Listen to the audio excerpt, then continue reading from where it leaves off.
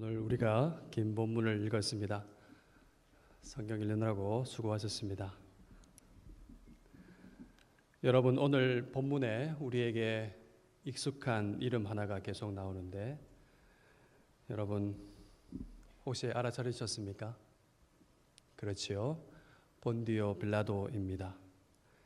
이 이름이 낯설지 않은 이유가 있지요. 우리가 매주 교회에 모여서 신앙 고백을 하면서 사도신경 하면서 이 이름에 이 사도신경에 등장하기 때문입니다.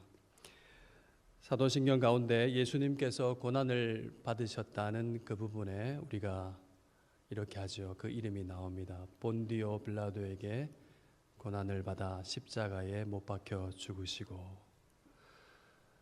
그런데 여러분 한 번쯤 이런 생각 안 해보셨나요? 저도 해본 적이 있는데요. 그냥 고난받아 십자가에 못 박혀 죽으시고 이렇게 해도 되었을 텐데 왜 굳이 본디오 빌라도에게라는 말이 들어있는가 하는 것입니다. 그것은 예수 그리스도의 십자가가 신화나 어떤 만들어진 이야기가 아니라 역사적 사건임을 분명히 하는 것이죠. 예수님이 신앙의 영역에만 계신 것이 아니라 정치적 현실 그리고 역사 한가운데 계신 왕이심을 고백하는 것입니다. 요한복음을 기록한 사도 요한은 이 점을 누구보다 잘 알았지요. 그래서 그는 네 복음서 가운데서 요한복음에 이 빌라도에 관해서 가장 상세하게 묘사해 놓았습니다. 그렇다면 사도 요한이 묘사해 놓은 빌라도의 모습은 어떤 모습일까요? 보시면 빌라도는 로마 황제의 명을 받은 권력자이지만은 그는 한 사람의 진리 앞에 서 있는 한 사람일 뿐입니다.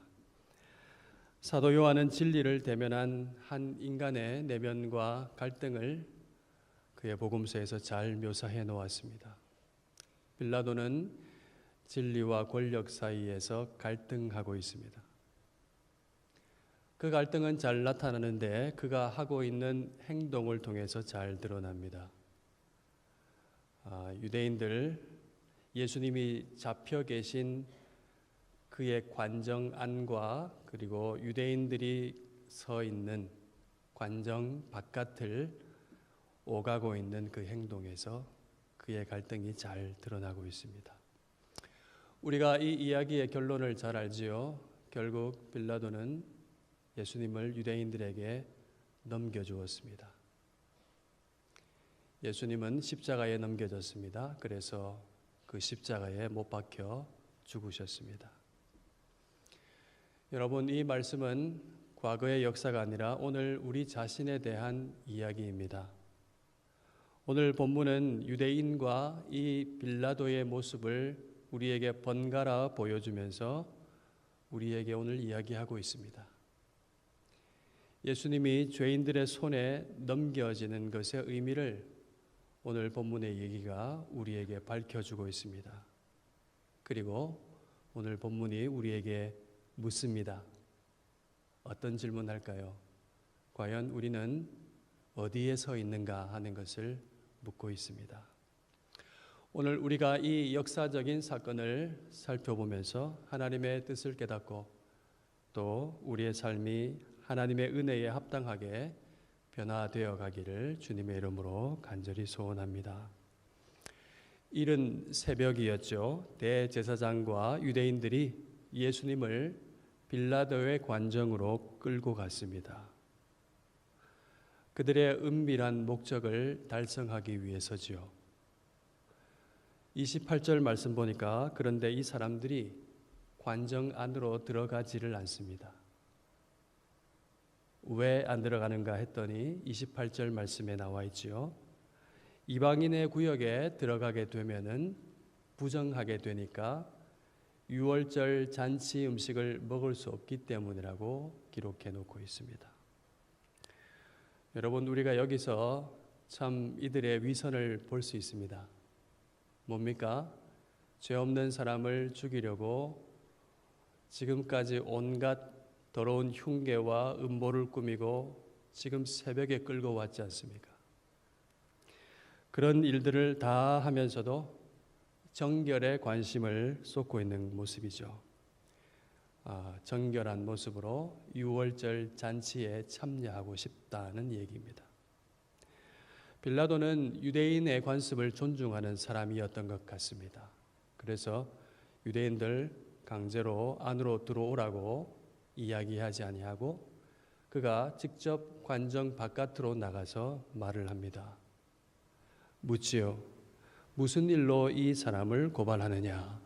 그렇게 물었습니다. 참 대답하기 곤란한 질문입니다. 그래서 이 사람들이 아주 두루뭉술하게 대답을 했습니다. 이 사람이 행악자가 아니었더라면 우리가 당신에게 넘기지 아니하였겠나이다. 이에 빌라도도 그에 걸맞는 수준의 대답을 했습니다. 31절 보니까 너희 법대로 재판하라. 무슨 말이지요? 사실상 거절의 뜻을 밝힌 것입니다. 너희들이 알아서 하라는 얘기죠. 그러자 그들이 갑자기 진짜 속내를 드러내냅니다. 우리에게는 사람을 죽이는 권한이 없습니다 하는 거죠. 반역죄를 다스리는 로마의 법으로 당신이 죽여달라는 얘기입니다. 일종의 정치적 거래를 하는 거죠. 많은 무리들이 대제사장들이 몰려와서 그 앞에 시위하고 있는 장면이죠. 누가복음 23장 2절 말씀을 보면은 이 관정 바깥에서 유대인들이 빌라도에게 했던 말을 들을 수가 있습니다. 23장 2절 말씀 보면 우리가 이 사람을 보매 우리 백성을 미혹하고 가이사에게 세금 바치는 것을 금하며 자칭 그리스도라 하더이다. 종교적인 혐의를 갖고 있는 그들 나름대로의 그 의미를 정치적으로 각색한 겁니다. 로마 형제에게 세금을 바치지 말라고 했다고, 자기가 왕이라고 했다고 그렇게 정치적 혐의로 각색한 것입니다. 여러분, 관정 바깥에서 벌어지고 있는 이 일을 보십시오. 관정 바깥에 무엇이 있습니까? 예수를 죽이려고 합니다. 불의한 고소를 합니다. 거짓말을 합니다. 정치적 거래를 제안하지요.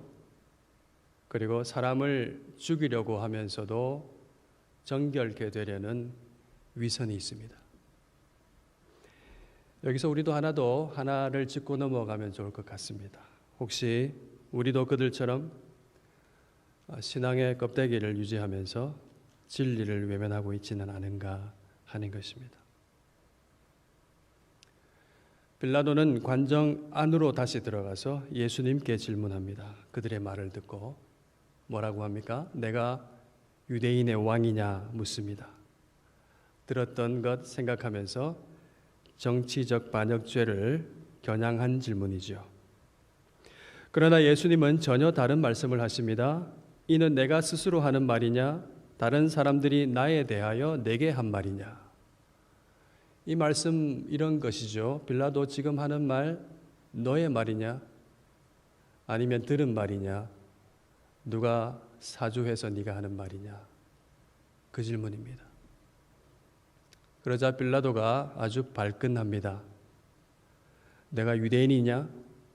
너 나라 사람 대제사장들이 너를 내게 넘겼다고 그렇게 말을 합니다. 그리고 더 깊숙한 질문을 합니다. 네가 무엇을 하였느냐? 그러자 예수님은 또 다른 말씀을 하십니다. 36절 말씀이죠. 내 나라는 이 세상에 속한 것이 아니니라. 만일 내 나라가 이 세상에 속하였더라면 내 종들이 와서 싸워서 나로 유대인들에게 넘겨지지 않게 하였으리라. 그러자 빌라도가 말합니다. 그러면 네가 왕이 아니냐? 이에 대한 대답이 37절 말씀이죠. 예수님께서 뭐라고 하십니까? 37절을 보여주십시오. 너의 말과 같이 내가 왕이니라. 내가 이를 위하여 태어났으며 이를 위하여 세상에 왔나니 곧 진리에 대하여 증언하려 함이로라. 무릇 진리에 속한 자는 내 음성을 듣느니라. 자신이 하나님 나라의 왕이시요 진리의 왕이신 것을 스스로 말씀하십니다. 여러분, 이제 관정 안에서 벌어지고 있는 일을 보십시오. 여러분, 관정 안에는 누가 계십니까? 진리의 왕이 계십니다. 유대인들이 부정하다고 들어오지 않는 관정 안에 진리이신 주님이 끌려와 계십니다. 이게 참으로 역설적인 장면이죠. 빌라도는 자신의 관정 안에서 진리를 대면하고 있습니다. 진리이신 예수님께서 진리를 말씀하시는 것을 들었습니다. 무릇 진리에 속한 자는 내 음성을 듣느니라. 여러분, 이게 무슨 장면이죠? 빌라도는 예수님의 음성을 듣고 진리에 속할 기회를 가진 것입니다. 빌라도는 진리로부터 진리를 들으면서 결정적인 질문을 했습니다. 38절 말씀이죠. 진리가 무엇이냐? 그러나 그 다음에 성경을 보면은 그에 상응하는 대답이 나오지가 않습니다. 무슨 말일까요? 빌라도는 이 질문을 해놓고는 대답을 듣지 않은 것입니다. 그리고 예수님에게서 변명거리만 찾은 것입니다. 빌라도는 이 질문만을 남기고 다시 유대인들이 있는 관정 바깥으로 나가서 말합니다. 나는 그에게서 아무 죄도 찾지 못하였노라. 그러면서 타협점을 제시합니다. 유월절 사면을 언급하면서 예수님을 풀어줄 것을 제안하죠. 그러자 유대인들이 말을 합니다. 소리를 지르면서 예수가 아니라 저 강도 바라바를 놓아주라고 소리를 지릅니다. 이 강도로 번역된 헬라 레이테스라는 말은 무장한 폭도 반란자를 가리키는 말입니다. 진정한 평화의 왕은 잡혀 계시고 폭도는 풀려나는 장면이죠. 유대인들의 요구가 엄청납니다. 거셉니다. 빌라도는 그들의 요구에 부응합니다. 그래서 관정으로 돌아가서 예수님을 채찍질하게 합니다. 군인들이 명을 받아서 예수의 머리에 가시관을 씌우고 자색 옷을 입히고 조롱합니다. 유대인의 왕이여 평안할지어다. 다른 성경 보면 그때 장면 볼 수 있지요. 갈대로 머리를 치고 침을 뱉고 손으로 얼굴을 때리고 유대인의 왕을 능욕하고 수치를 줍니다. 여러분 어떠신지요? 세상은 진리를 이렇게 모욕합니다. 진리는 힘이 없는 것 같고 조롱받으며 끌려가는 것 같습니다. 이 다음 장면이 19장 4절에서 6절 말씀입니다. 빌라도가 채찍에 맞아서 만신창이가 된 예수님을 유대인이 있는 관정 바깥으로 데려오는 장면입니다. 그가 먼저 하는 말이 4절 말씀입니다. 보라, 이 사람을 데리고 너희에게 나오나니 이는 내가 그에게서 아무 죄도 찾지 못한 것을 너희로 알게 하려 함이로라. 이 말을 마치자마자 예수님이 관정 바깥으로 끌려 나오십니다. 그들이 백성이 있는 곳,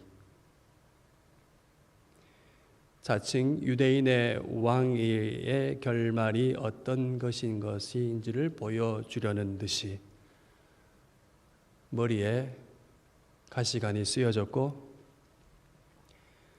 채찍에 살점이 떨어져 나간 몸 위에 자색망토가 걸쳐져 있습니다.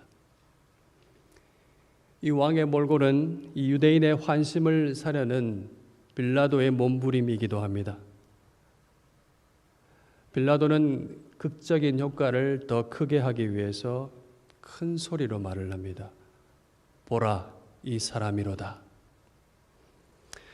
여러분, 빌라도가 하는 행동을 보십시오. 유대인이 있는 관정 바깥으로 예수님을 데리고 나와서 하는 말이 뭡니까?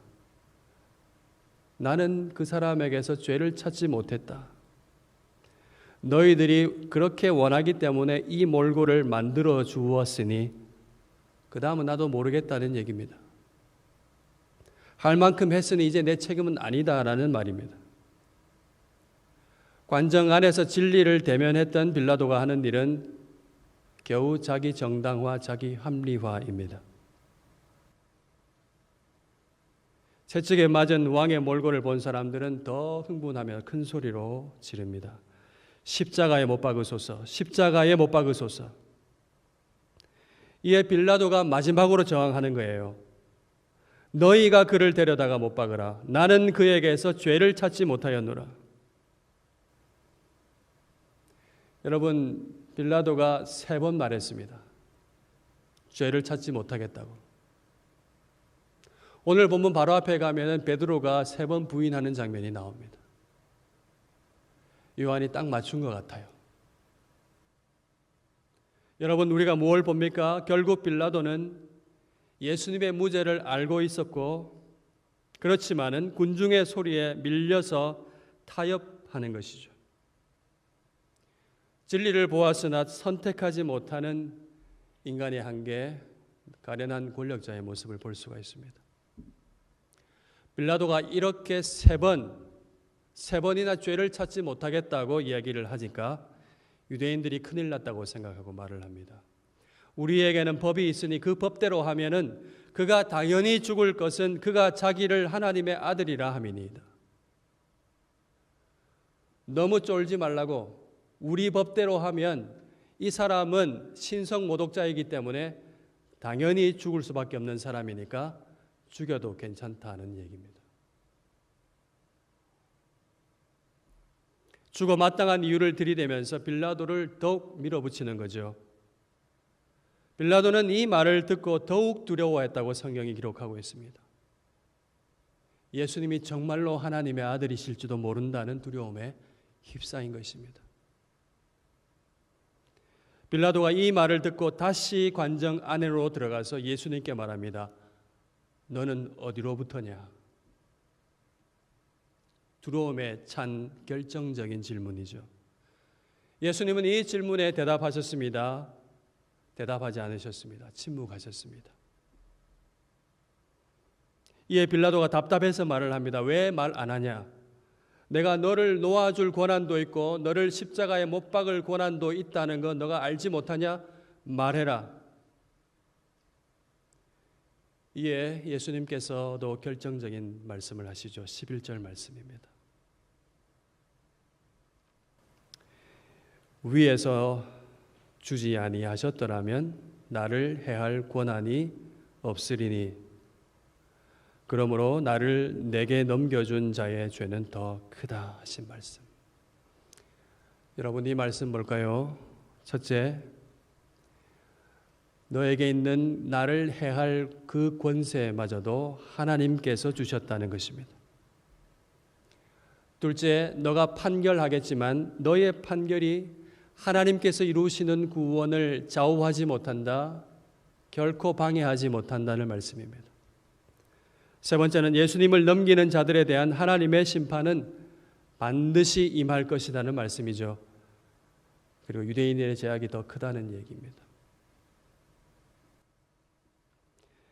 빌라도는 예수를 놓아주려고 힘썼지만은 유대인들은 소리칩니다. 이러다가 큰일 나겠다 싶어서 이번에는 끝까지 밀어붙이는 거죠. 이 사람을 놓아주면 과이사의 충신이 아닙니다. 만약 놓아주면 이 황제에게 당신을 고소하겠다는 겁니다. 빌라도는 이 말을 듣고 결심합니다. 재판석에 앉습니다. 보라, 너희 왕이로다. 드디어 예수를 유대인의 왕으로 확정합니다. 이 말을 듣고 유대인들이 격렬하게 반응합니다. 없이 하소서, 없이 하소서. 그를 십자가에 못 박게 하소서. 이에 다시 빌라도가 묻습니다. 판결을 확증하려 합니다. 내가 너희 왕을 십자가에 못 박으리라. 주어와 목적어 동사가 분명합니다. 내가 너희의 왕을 십자가에 못 박으랴 묻습니다. 절정이죠. 이 말에 그들이 어떻게 대답합니까? 대제사장들이 화답합니다. 가이사 외에는 우리에게 왕이 없나이다. 하나님이 왕이시라고, 우리는 그의 왕의 백성이라고 자처하는 사람들이 가이사 외에는 우리에게 왕이 없다고 말합니다. 이방인의 구역에 부정하다고 들어가지도 않는 이 사람들이 이방 제국의 황제 외에는 우리에게 왕이 없다고 선언합니다.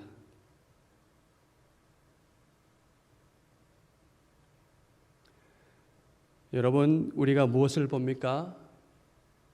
빌라도를 봅니다. 유대인을 봅니다. 빌라도는 진리를 대면했습니다. 진리이신 그분의 음성을 들었습니다. 진리에 속할 기회를 가졌습니다. 예수님의 무죄함을 알았고 예수님을 놓아주려고 실제로 힘썼습니다. 그래서 관정 안과 밖을 계속 들락날락했습니다. 그러나 예수님보다 빌라도는 유대인들의 소리 지르는 함성이 더 두려웠고 가이사의 충신으로 남는 것이 진리보다 더 컸습니다. 유대인들은 사람을 죽이려 하면서도 정결을 찾는 위선의 사람이었습니다. 종교적 껍데기에 쌓여서 진리의 왕을 죽였습니다. 십자가에 못 박으라고 하는 그 외침 속에 그들이 지금까지 섬겨왔던 것이 무엇인지를 이야기합니다. 드러납니다. 가이사 외에는 우리에게 왕이 없습니다. 예수님은 결국 십자가로 넘겨졌습니다. 십자가는 그들의 불의와 죄악과 위선과 그 모든 더러운 것들에 의해 세워진 것 같습니다. 불법의 재판으로 세워졌습니다. 진리의 왕이 불법에 넘겨졌습니다. 여러분, 진리예요. 진리가 불법에 넘겨져서 수치를 당하고 모욕을 당하고 비참하게 매달리는 장면입니다. 그러나 이 모든 것은 하나님의 뜻입니다. 예수님은 하나님의 뜻에 의하여 죄인들의 손에 넘겨졌습니다. 성경이 우리에게 밝히 증언하고 있습니다. 이사야 53장 6절 말씀이죠. 우리는 다 양 같아서 그릇 행하여 각기 제 길로 갔거늘 여호와께서는 우리 모두의 죄악을 그에게 담당시키셨도다. 그가 자기 영혼을 버려 사망에 이르게 하며 범죄자 중 하나로 헤아림을 받았음이니라. 그러나 그가 많은 사람의 죄를 담당하며 범죄자를 위하여 기도하였느니라. 예수님께서 자기 자신을 십자가에 넘기셨습니다. 요한복음 10장 17절 말씀입니다. 아버지께서는 내가 목숨을 바치기 때문에 나를 사랑하신다. 그러나 결국 나는 다시 그 목숨을 얻게 될 것이다.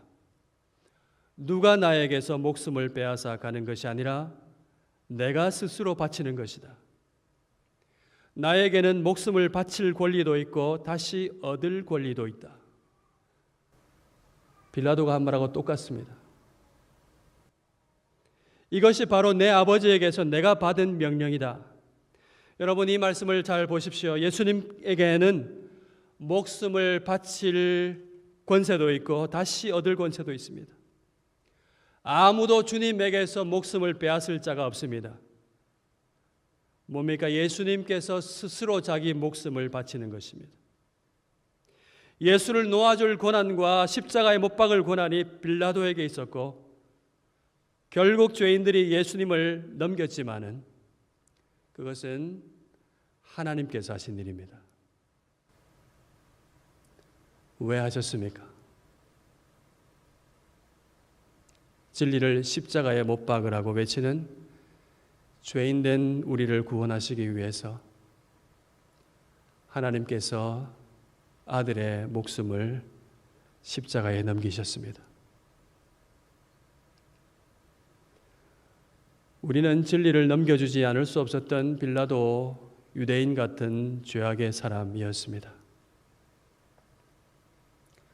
그러나 하나님의 은혜가 더 크십니다. 우리를 덮으셨습니다. 그분은 십자가에서 우리 죄를 대신하여 죽으실 뿐만 아니라 우리를 위하여 부활하셨습니다. 우리를 진리에 속한 사람으로 새롭게 창조하셨습니다. 무릇 진리에 속한 자는 내 음성을 듣느니라 하신 진리의 말씀을 온전히 이루셨습니다. 우리는 너는 어디로부터냐 했던 그 대답과 같이 예수님처럼 위로부터 난 새 사람이 되었습니다. 여러분, 우리가 본문을 멀찍이서 관찰할 수 있습니다. 이렇게 볼 수 있습니다. 그러나 십자가의 은혜를 아는 우리는 이 본문 속으로 들어가야 합니다. 빌라도와 유대인들의 대화를 보면서 결국 가이사 외에는 우리에게 왕이 없나이다 하는 유대인들의 선언을 들으면서 예수님을 따르기보다는 보라 이 사람이라 하며 책임을 회피하는 빌라도를 보면서 우리 자신에게 물어야 합니다. 우리에게 진정한 왕은 누구입니까?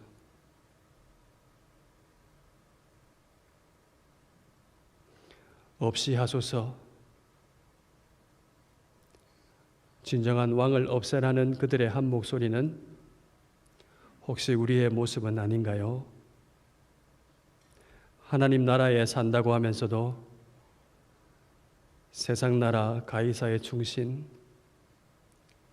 가이사가 하사하는 좋은 것에 얽매여 벗으로 남으려는 것이 혹시 우리 마음은 아닌지 물어야 합니다. 우리가 어느 왕의 말을 듣는지 살펴야 합니다. 요한이 기록한 요한복음을 듣는 청중들은, 초대교회 성도들은 이 장면을 읽으면서 자신의 모습을 보았을 겁니다. 진리 그 자체이신 예수님이 세상 권력자에게 넘겨져서 십자가에 비참하게 달리셨듯이 그들도 끝나지 않을 것 같은 가이사의 질서 속에서 고난당하고 있었습니다.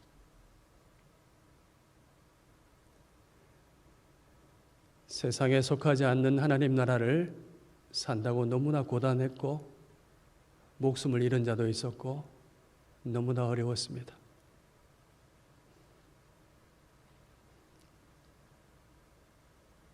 여러분, 오늘 우리도 마찬가지입니다. 우리는 그리스도와 함께 고난에 참여하는 삶으로 부름받았습니다. 복음 때문에 손해봅니다. 진리를 따라가려다가 소외를 당하고 하나님 나라의 가치를 따라 살 때에 소외를 당하고 외롭게 될 겁니다. 그때 우리는 정말로 진정으로 주님과 고난에 동참하는 자입니다. 그것은 부끄러움이 아니라 영광이라고 성경은 말씀합니다. 너희가 그리스도의 이름으로 욕을 받으면 복이 있는 자로다. 우리의 고난은 하나님 나라에 속한 백성의 증표입니다. 자랑스러운 것입니다. 우리는 진리의 왕과 함께 고난받고 그와 함께 영광에 반드시 이를 것입니다.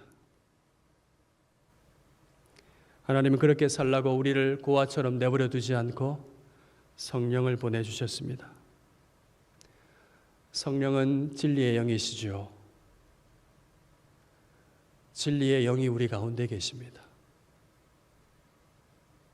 그 하나님의 영이, 예수의 영이 우리와 더불어 하나님의 말씀을 증거하시고 빛을 비추시며 진리 가운데로 우리를 인도하십니다. 그러므로 여러분, 성령 안에서 날마다 말씀을 따라 살기를, 기도로 하나님과 교제하기를, 공동체 안에서 교제하며 함께 이 길을 걸어가기를 멈추지 마십시오. 낙심하지 마시고 믿음의 눈으로 영광을 보며 주님의 얼굴을 바라볼 수 있기를 바랍니다. 우리가 성령 안에서 우리는 기쁨과 소망 가운데 세상이 줄 수 없는 샬롬, 세상이 줄 수 없는 그 기쁨을 누리며 힘차게 살아갈 수 있을 것입니다. 보라, 너희의 왕이로다. 빌라도처럼 세상은 조롱할 것입니다. 그러나 우리는 세상의 조롱 속에서 진리의 왕을 봅니다. 주님은 내 양은 내 음성을 들으며 나는 그들을 알며 그들은 나를 따르느니라 말씀하셨습니다. 주님은 우리의 목자이십니다. 우리는 그분의 양입니다. 그분은 우리를 아십니다.